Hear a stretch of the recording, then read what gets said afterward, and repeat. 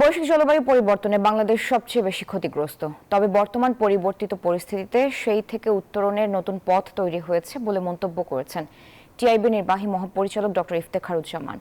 সকালে মানিক মিয়া এভিনিউতে আন্তর্জাতিক clean energy দিবস উপলক্ষে টিআইবির আয়োজিত এক মানববন্ধনে এসব কথা বলেন তিনি।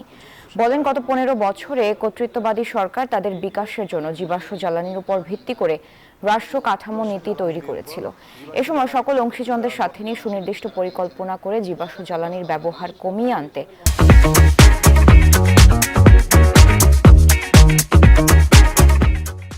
অন্তর্বর্তী সরকারকে আহ্বান জানান তিনি। জীবাশ্ম জ্বালানির পরিবর্তে নবায়নযোগ্য জ্বালানি ব্যবহারে জনগণকে, তরুণ প্রজন্মকে সম্পৃক্ত করার জন্য তাদের এই মানববন্ধন। তাদের অর্থে তাদের মহাপরিকল্পনার নামে যে দলটি তৈরি হয়েছে সেটি তৈরির পেছনে ছিল কনফ্লিক্ট অফ ইন্টারেস্ট, স্বার্থের দ্বন্দ্ব। যারা বাংলাদেশে জীবাশ্ম জ্বালানির বিকাশ দেখতে চায় তাদের এক্সপার্ট দ্বারাই কিন্তু এই নীতিটির মহাপরিকল্পনা প্রণীত হয়েছিল। কাজেই আমরা এটা সম্পূর্ণভাবে প্রত্যাখ্যান করার জন্য সরকারের কাছে আহ্বান জানাচ্ছি।